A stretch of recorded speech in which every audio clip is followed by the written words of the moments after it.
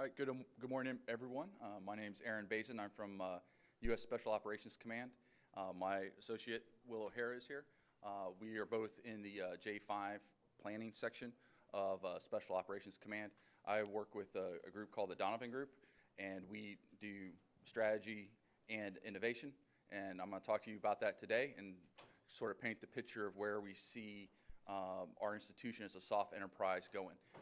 So this is my first time at DoDIIS. I'm not an intelligence professional at all, so I have no background in that whatsoever. Just to set low expectations for this brief. I'm from Tampa, but we of course live here in Tampa, live and work down at Special Operations Command. And when we saw that DoDIIS was coming here, we thought it'd be ridiculous if we didn't come up here and sort of share our story with who we are, what we do, and where we see Special Operations Command going in the future. I'm just one person in a larger organization, and we have a lot of generals, a lot of chain of command, and so I'm going to do my best to sort of depict what I hear. Some of the things that we're going to talk to you about are still emerging ideas. A lot of things I'm going to show you, this is the first time that they've been shown outside of our headquarters. So keep that in mind. There's a lot of works in progress. So we've had a sort of a big change with the national defense strategy, and we're sort of retooled our entire organization to that. But before I go into that, for those of you that don't know, I find it helpful to talk about who we are, what special operations are, and then set that in context of what we see the future being. So this is a highly informal brief. If you have any questions, you can ask me or my colleague throughout or at the end. So as you wish, if you have anything, just please speak up. So provide you information on who we are, what we do is special operations, and then what's our emerging view of that future environment that we think special operations will have to deal with. So first of all, what are special operations? If you've been around the special operations community too long, you know that we don't have a very good, we have a sort of a shifting lexicon where we change different meanings of different words at different times. So I find it helpful that, hey, let's go to the authoritative source, let's go to the joint pub. This is what special operations are. Unique things, they're not conventional, in hostile, denied, or politically sensitive environments. So it seems like a pretty simple definition, but it's pretty important to understand sort of what we revolve around. We revolve around the unconventional, the unorthodox, and that which hasn't been done before, or which is highly dangerous, or in areas where people don't want us to do it.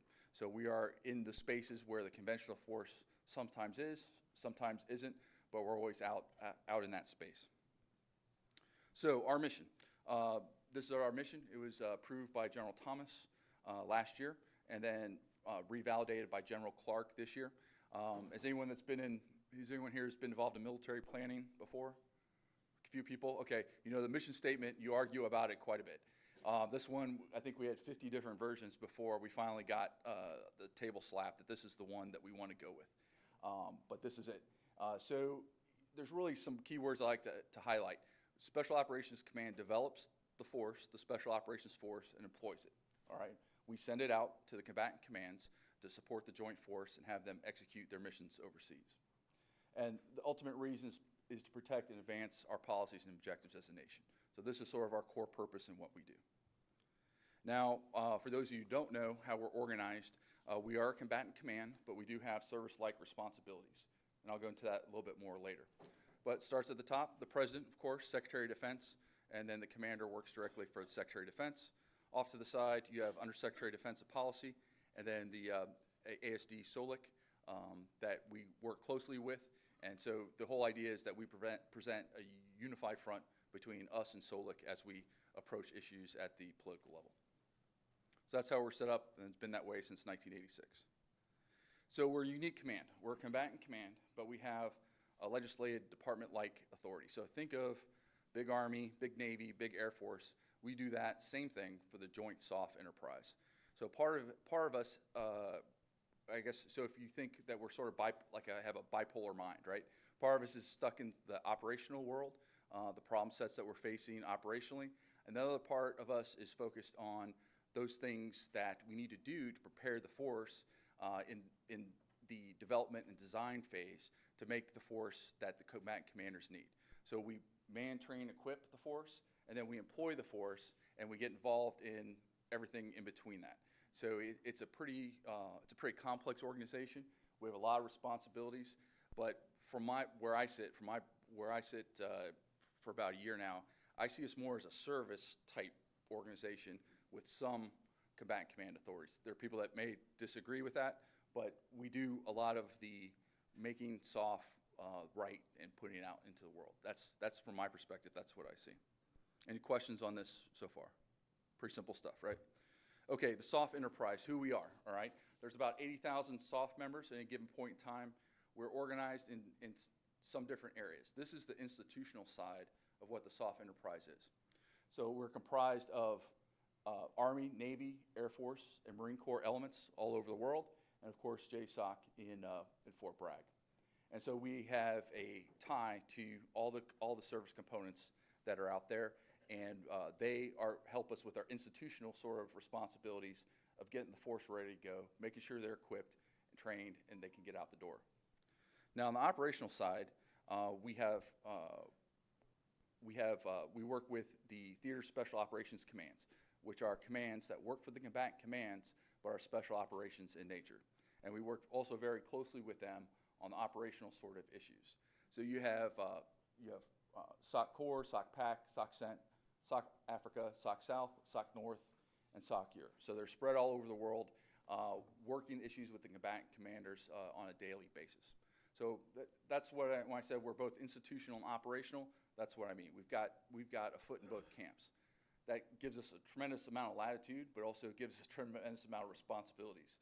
So where a joint staff, you may have a whole team working China. Here, we may have Will and a couple people working China.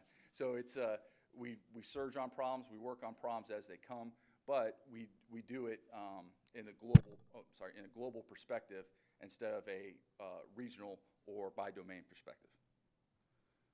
All right, so in summary, we're about 77,000 strong, pushing 80,000 on a daily basis. At any given point in time, we've got about 8,000 forward deployed at different places throughout the world, at embassies, in theaters like Afghanistan, Iraq, and whatnot. About 80 countries on an annual basis. But the big thing for SOF, a big selling point for what we do and who we are, is that we do all this with less than 2% of the Department of Defense budget. So we don't have, when you compare us to the Army, Navy, Air Force, Marines, we don't have that same budget. We do all this with only 2% of the budget. So we like to say we're cost effective. We deliver tactical actions that deliver strategic effects, and we do it in the most cost efficient manner possible. That doesn't mean do it cheap. We just want to optimize it and make sure it's the right way. We do things right. So my organization, the Donovan Strategy and Innovation Group, this is our mission. We are a catalyst for change. So we have people that are out in the industry space, going to conferences, trying to find technology. We also go out in the idea space. We write articles, we publish things like a paper on competition, recently published in Small Wars Journal. And we try to help the commander do these things. First understand, frame the strategic approaches, and then find the right capabilities and to put them into the enterprise in the right place to make a difference, to make the change. So there may be something out there that we don't see, but our job is to sort of fill in the spaces and try to find that new capability or that new thing out there, new idea or innovation that we can take and put into the enterprise, and then so that we can get it downrange for our SOF warriors. So that's our mission. How we do that, so we look at the world, first framing the strategic approaches. We ask ourselves these questions. How should the Joint SOF enterprise frame its strategic approaches? We use our team of teams across the joint interagency and multinational world, both with the private sector and public sector. And then we ask what capabilities does the SOF enterprise require? Now there's a classified part to this process that I'm not going to touch upon, but our job is to sort of feed that enterprise, the acquisitions, organizations throughout SOCOM, to really inject it into our institution to make the change that we need. So basically, we start with the question, frame it, and then try to find an answer. And so our job doesn't finish until we get that capability or idea to the right person to affect change in the organization. Now, we're only about 5 people, so we're not a huge organization, but we try to be out there in that space, like I said, with industry. We're at SoftWorks down in Ybor City, and then also we're within SOCOM headquarters in the day-to-day business. So the title of this talk was The Nexus of Strategy and Innovation. So what do I mean by that? This is what we mean. So when we looked at the problem, when we stood up our group, Mr. Miller, the J5, Chief of Strategy, Plans, and Policy at SOCOM, said, hey, we want a group that's sort of outside the norm, that can kind of think about these hard issues, look at technology, look at strategy, where did they converge, and determine the so what for the soft enterprise. So the first iteration of the Donovan Group, there was an officer by the name of Phil Capusta who wrote the Gray Zone paper. So we sort of started our reputation, our history with coming up with these ideas like the Gray Zone that originated with our Donovan Group. And then it sort of grew into looking more at the innovation space. What are the technologies out there that we could use? And looking at the different types of innovation, disruptive innovation, breakthrough innovation, basic research, and sustained innovation.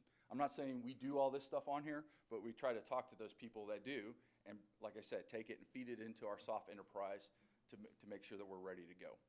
So that's kind of who we are and where we're at. Now, to talk a little bit about the planning aspect of how we're organized, we have different planning teams. I'm in the integration team that works on the SOCOM strategy, and beneath or with us are 5 different teams that work the major problem sets.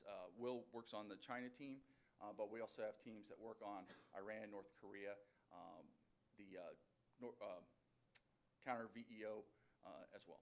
So we're sort of set up according to the National Defense Strategy, and that's how we're organized. Any questions on kind of who we are, what SOF is, or where we're coming from? No? Okay, so that's the first part. So that's who we are. Now this is the problem as we see it and the way to look at the future. So when we look at the world today, we see a lot of different problems that are out there. Some that SOF can affect, some that SOF can't. This slide, this data was pulled from the Council on Foreign Relations Global Conflict Tracker. And so these are all the different problems that they see going on in the world today. Of course, these have the potential of getting bigger. They have the potential of changing in different ways, but it's really the future that we're worried about. And when we think of the future, we have to start with today, and this is where we start.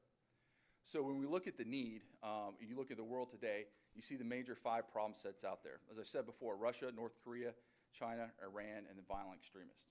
Now, SOF, our job, primarily, you can see, as you may understand, that violent extremists is our primary focus, and that's one of the things that we have done for since 2001, since the war on terror started.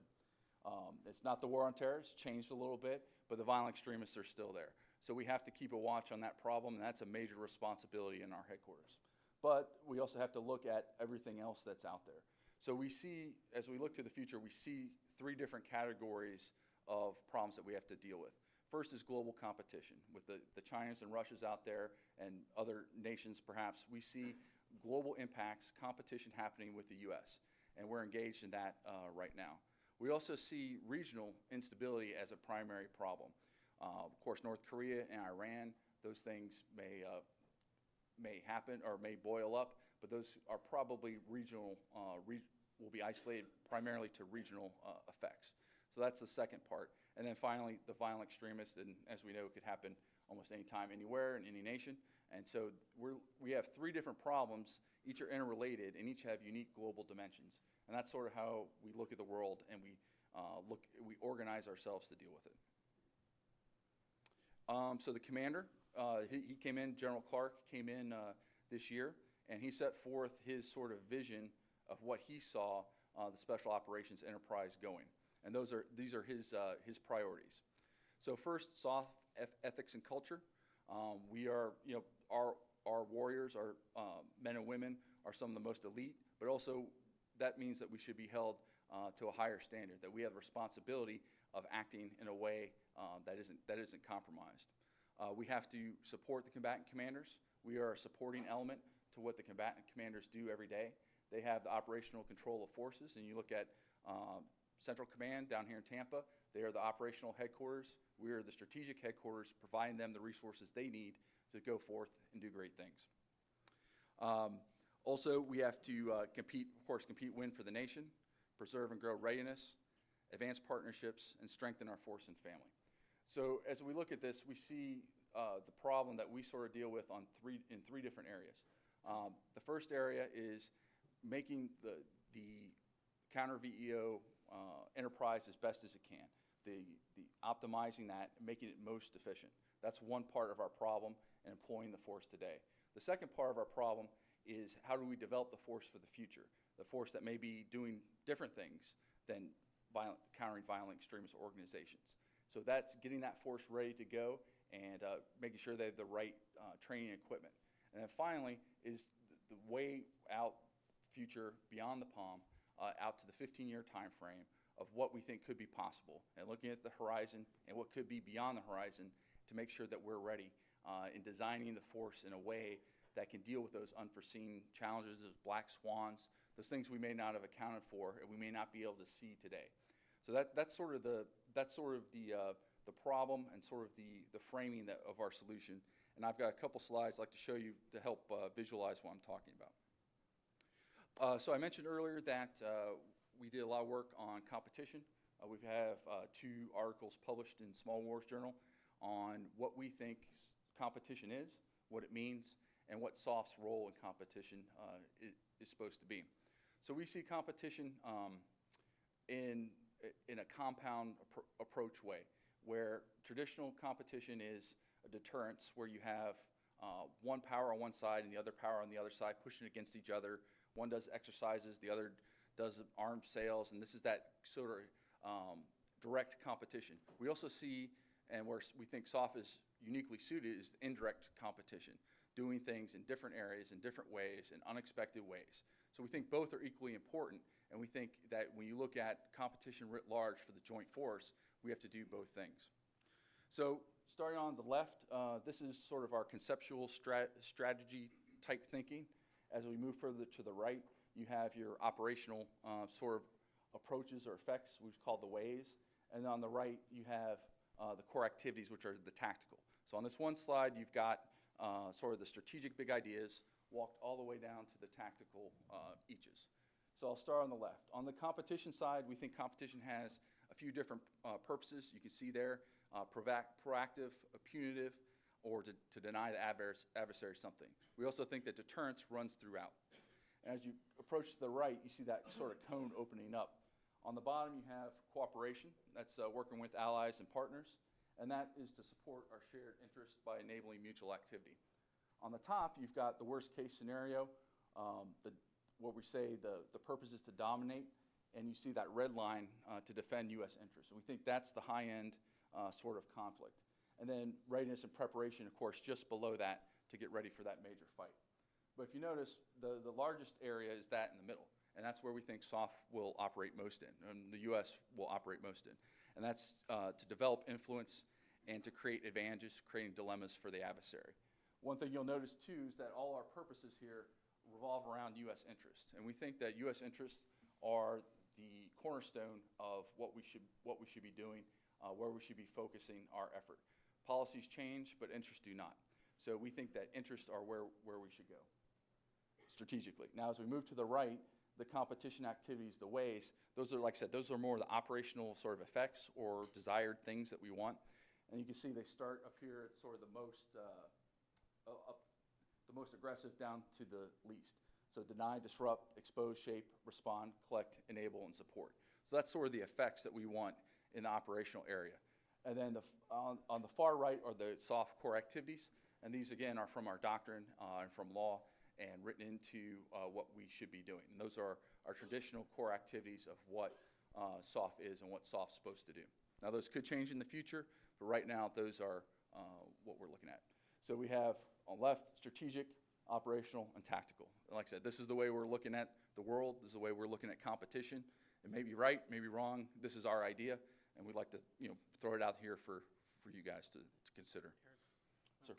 Yeah. So I'm actually an Intel guy who converted over to plans. I decided I like making decisions instead of advising on them. So I've been in Intel community for about 13 years. So I think for this audience here, as previously Intel, now the planning is that you look at, like, I can go into MIDB, being updated to Mars. I can count how many tanks, missile battalions there are, right? I can pull my message traffic. I can capture that in the long vaunted SIPCOP. Every commander every 3 years, like, I need a SIPCOP. Well, okay, what decision are you trying to make? But if you look at kind of in this competition space, one thing is that we try to impress now that, like, we're hitting up our J2 and specifically back to the ICs is, well, how do you capture competition? What does that look like in reporting stream? Is it a random SIGINT report? Do I need to change my collection database? Is it something that is already being reported? How many reports I need to go through to capture that? And specifically, how is that data and how is that information coming in to, right? Biggest amount of time is that I still use TAC, which is, God knows, 12 years old. I still have profiles from a decade ago that are extremely useful. It take a lot of time to do that. But I'm looking for that IAR that captures, hey, this African general says the Chinese suck and please come back to our country. Okay, that's competition. And one thing we're struggling with now, specifically for SOCOM and SOF, is that, the big DoD, bigger joint force is, running to Russia and China, right? There's a lot of money there, but there's also legitimate reasons behind it. And we're trying to capture competition is inherently competition for competition's sake. And something on the plans side now, as Aaron mentioned, I'm kind of one of the lead China plans guys, is I'll hear back from the joint force or joint staff colleagues or INDOPACOM. I'm like, well, yes, but competition prepares you for conflict. And your SOF is going to help us set the stage for the big fight. Well, the big fight might never come, guys. And, as we learned with Ukraine, as you can look at Hong Kong, the Chinese approach, the big fight might never occur. So as a planner, how do I get that information and intelligence that captures just that ongoing competition? You can have the tradecraft, you can have the methodology, but if you don't have the right information coming in, like SOCOM has the GEMWIC, the Joint Web MISO Web Ops Center. Web Ops Center. So there are still policy issues kind of on whether we can press send on it. So I jokingly tell my colonels is like my own Twitter handle has more capability than SOCOM. I can capture, you can capture that the Chinese government paid, anyone from Twitter in here, by the way? Okay, good. If not, I'm going to make the comment anyway. Twitter ran the paid ads on behalf of the Chinese government and didn't realize it until about 12 hours later. If you went on the Twitter hashtag last weekend and hit Hong Kong protest, it was all about how evil the Hong Kong protests are. So, what is going to capture that in that overnight watch floor that's going to go in the commander's sit rep that says, hey, Chinese influence operations have occurred through U.S. web-based platforms. That's information that in that competition space, INDOPACOM, yeah, that's nice to know, but I want to know reactions to my B-52 flights. Or Russia, like, hey, we've got a heavy division or battalion we're doing exercises. What are the Russians reacting? And that's kind of a constant struggle we have here, but fortunately we have that service-like acquisition authority where we can kind of shape that, but then also, we can talk to multiple combatant commanders as well. Fortunately, NORTHCOM and AFRICOM and SOUTHCOM are always on our team, so that's never a problem. But I think that's, as Aaron continues this, is that space there, the ability to capture that hyper-red or the ability to capture that low with open source tools is, I can pick and choose. I have, especially on the high end, that's what $80 billion we pay for in the IC, and I can have commercial functions, but where's that nexus in the middle? And then how can I convey, this is inherently competitive activities that are degrading and eroding U.S. influence, and here's a decision, ma'am, sir, that you need to make to counter that. What is the information that flows in to enable that decision look like? How do I build my PIRs, my CCIR that is based around competition? I can tell you right now that our J2 is struggling with that. They've struggled with that for several years, but I think that is moving in the right direction, though. So, thanks, Will. Any questions on this slide about competition in general? We've made it perfectly clear. No questions? Wow. So, yeah, just to reinforce Will's point, we have to be prepared, ready for war to the top. We have to be, understand what's going on in the world through open source and other areas. But we think that we'll end up probably spending most of our time in that middle, at least as SOF. We think we currently as well. So that's kind of where we're at, and you can kind of conceptually plot the different problems on here.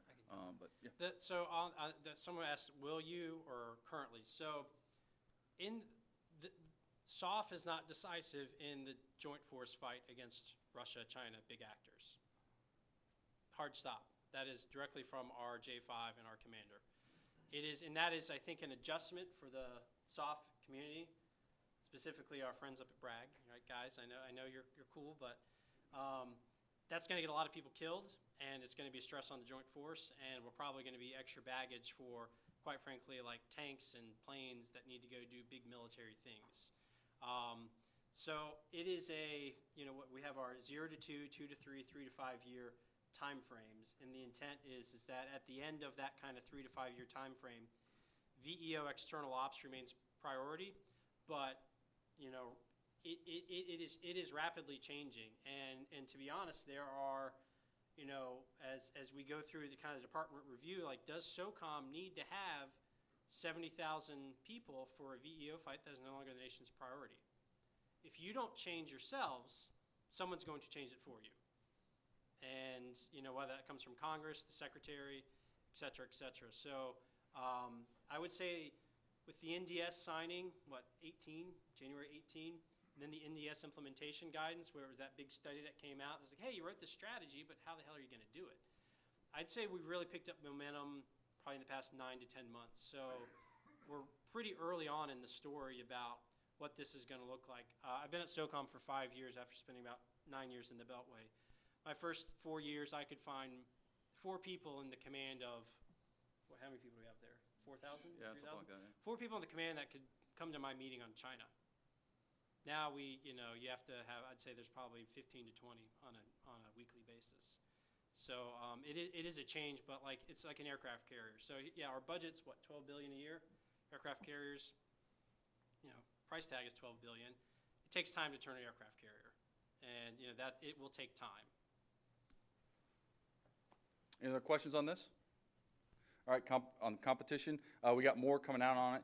We're writing more about it. We've got some studies that we're doing, so you can expect to see more on this competition effort.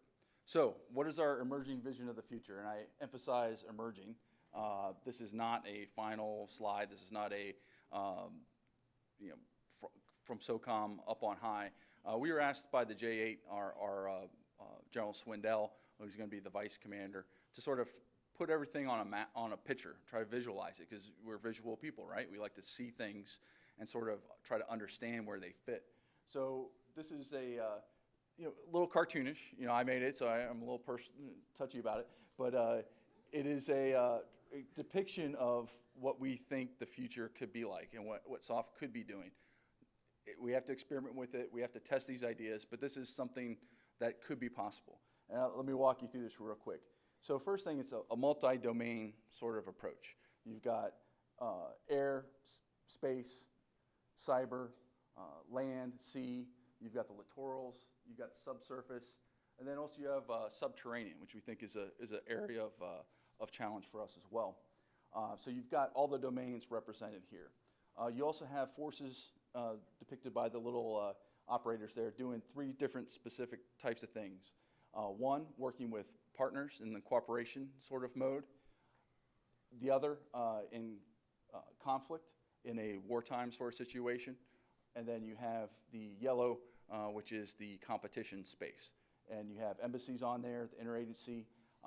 One thing we think that SOF will have to work within, which we've always done, is the population, within the population sphere. We have to understand and work with populations, which could include megacities. We see CT missions still going on, and we see partners as a critical component of that. You see also partnership with joint conventional forces there as well. So that's sort of the array in the battlefield. And then there's 5 or 6 different things or systems that we're going after in the larger sense to make this picture happen. So you've got network data management in the upper right, future vertical lift to its left, precision strike, hyper-enabled operators and teams, next generation mobility, and next generation ISR. Of course, of interest to you guys is the artificial intelligence piece of things, I would imagine. We've stood up a chief data office, chief data officer in our command, and we now have a actual data officer at the combatant command level that's trying to pull together and integrate data into all these different systems. So this is our sort of vision of the future. Like I said, don't take it to the bank, but it is something that we're playing with now. We're discussing it, we're making changes, and we'd love to hear if you have any opinions or options how we can improve, or any options for us on how we can improve it. But any questions on this slide? No? So that is really all we have. So it's been about 30 minutes, so we'll be here for questions. You can ask any questions you want right now. If you want to join our team of teams, all you have to do is Google SoftWorks. It's that place down in Tampa. Click on Tech Watch and then sign up for that. That is our bi-weekly newsletter that we get, and basically it describes recent headlines of technology and strategy and where we think that more articles for current awareness. It's a good resource, but then you'll also be on our distro list for anything else that comes up. We are looking for experts in different areas, so if you have an expertise in a certain area that you feel that you have the cutting edge on, please go to our site and sign up for this so we know who you are, and then we can find you if we need you. So like I said, we're out in the space talking to industry at different conventions and conferences and things all the time. So we'd love to hear any ideas that you guys have. Also, we have SoftWorks, which is our facility down in Ybor City, which is a nice facility. If you haven't had a chance to visit that, it is a place where industry can come in, people with different ideas can come in, and if you have a drone that you want to fly around, they have a space for you to fly a drone. They've got a new artificial intelligence machine learning lab down there where they just built that the other day. So it's sort of the area where a lot of innovation's happening, and it's sort of like a ingest point for different new ideas that may be out there. So I have people that work there, but there's someone else that sort of manages that. But it's a great facility. If you have a chance while you're here in Tampa to go check it out, I'd highly recommend it. So that's really all we have. Are there any questions for the group? You guys have been pretty quiet. Yes? Since you're part of the J5, can you talk about how you coordinate with the J2 and with the similar efforts I assume they're doing? Okay. So we have planning teams. The core of that is the J3, the J5, and the J2. And they're sort of the core, and correct me if I'm wrong, Will, on this. They're sort of the core team, and then we plug in different experts as we need it. But the 2 is our partners with us, but they have a lot of fish to fry as well as we do. So I mean, there's a lot of things going on, trying to keep track of all these different all these different problem areas, and we are global in scope. So we're not only looking at one area, one AOR, we're looking globally, and then where are the effects. So it's a pretty difficult job, and you've got a lot of people. You've got specialists, but then we try to reach out to the wider staff as we can. Yes, sir. Two things. First, I'll give you a shameless plug. I get the Tech Watch. If you don't get it, it's a very nice reading piece of material, so good on you. Thank you. To continue the question I was asked earlier, from an engagement standpoint, you have SoftWorks, you have SOCOM S&T, you have SOCOM Donovan Group. Yes. How do you play with those three? You've already mentioned a little bit about Yes. SoftWorks. So we want to make sure we're nested with them. So it's we're sort of on the same shooting, sort of on the same target. So we talk to them regularly. But S&T is really the folks that are out there looking at the new technologies to bring in, and they have their own tech scouts. Where I'm looking at is where that intersects strategy. So where if there's a new capability being developed that has strategic effects, the SOF needs to know, then the flag raises to us. Or if there's a need out there that they don't know, it goes the other way too. And we say, hey, there may be something out there that we're talking to the planners every day. There's something out there else that we need to get. And so it's this two-way communication. But just Monday we were working with the J8, S&T, working on different proposal things. I mean, we're tied closely with them, but it's a staff, so there's things that slip through the cracks. But we are try to be on the same sheet of music. Okay, any other questions? How's Suffolk, or how's this going? How's this event going? Suffolk. This is Suffolk, right? How's DoDIIS going?